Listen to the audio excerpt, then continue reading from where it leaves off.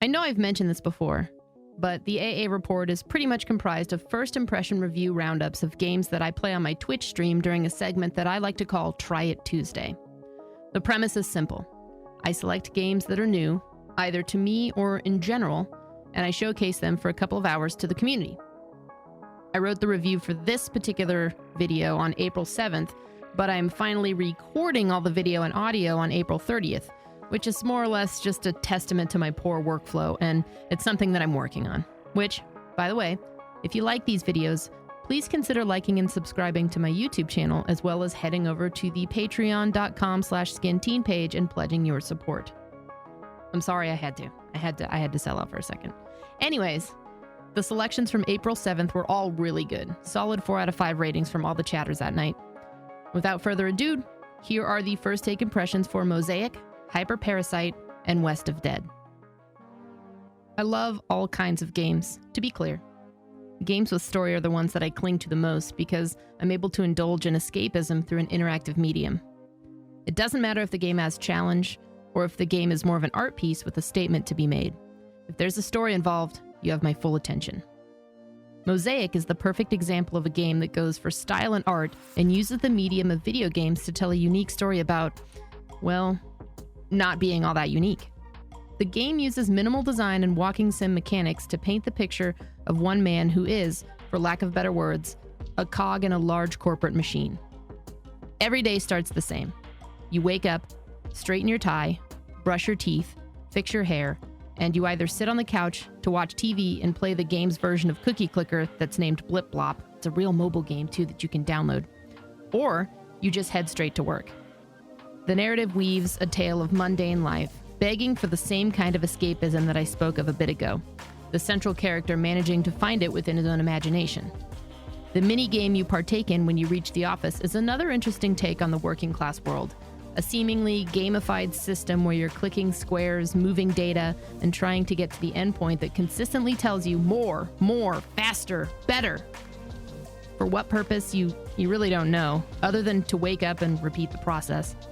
Mosaic is not a long game. It reveals itself in the Steam description that it's only about 2 to 3 hours long, yet I did not finish it on my stream so that others who may want to experience the game for themselves could end it with a surprise. I would love to return to Mosaic to finish this off, though. While I can imagine that I already understand the point of the game and the statement that it's trying to make, I felt that the artistry put behind the game's story and mechanics are worth giving the rest of my time and attention to. What Mosaic has to say may not be anything new, but perhaps at this moment in time, it's a message worth hearing. I had a few people reach out to me about this game, and was asked to do a sponsored stream to promote the Nintendo Switch release of it, which is something I feel I need to get out of the way before I give my unbiased, unfettered opinion. HyperParasite is a twin-stick shooter and a roguelite that combines elements of familiar games from these genres, as well as some that aren't quite from those genres.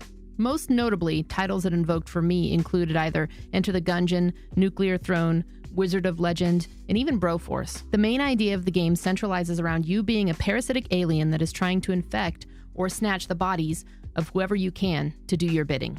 Yes, you're kind of playing as the enemy here. Your end goal? To snatch the body of the president and overthrow the human race. The frenetic pace and dialogue of the game bear the influence of Hotline Miami, which is a good thing.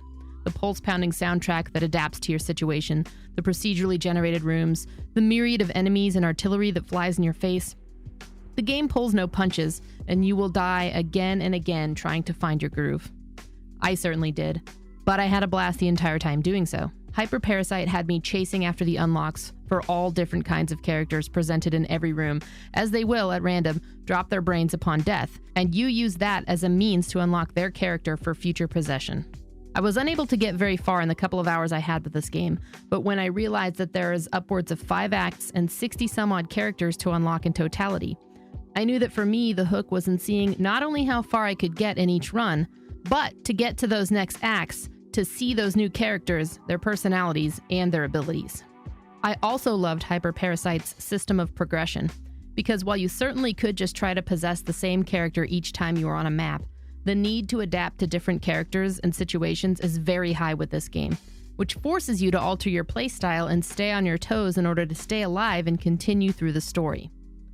There are lots of rogue-style games out on the market, but I really feel as though HyperParasite offers a cool and unique take on the roguelite genre.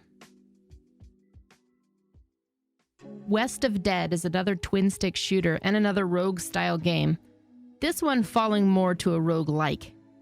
A stylistic trip through the world of purgatory, West of Dead follows the story of William Mason as he navigates his way through dark and dusty caverns, battling enemies between cover and the pitch black of nothingness.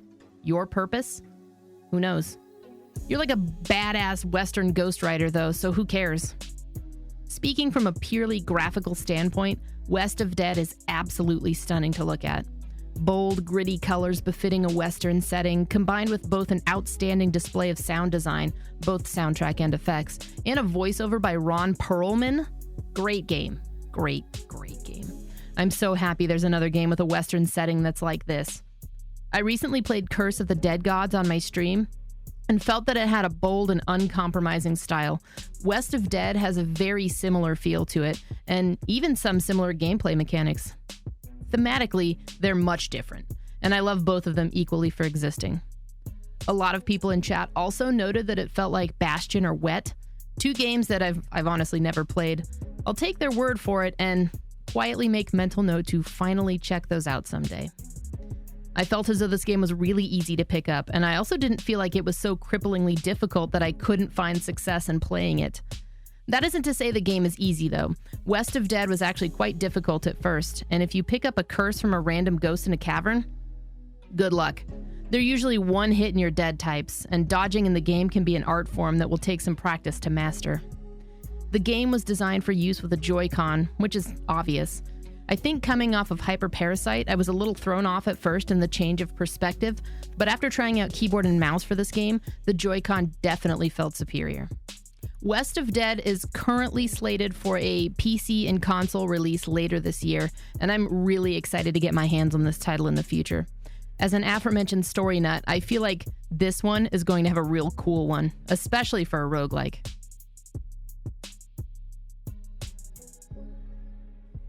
That wraps up another edition of the AA Report. I am loving doing these, and I'm hoping to keep a pretty consistent schedule for publishing them to the YouTube channel. Twitch and live streaming is my bread and butter, but branching out into some YouTube content has always been enticing, and reviewing some of the games that I play, and let's be honest, there's a lot of them, seems like a no-brainer. If you like the AA Report, the Succinct Review, or any of the other YouTube content that I produce, please consider pledging on Patreon. It really does help me to continue working on this type of stuff on a regular basis. The link is in the description below. Thanks, and see you next time.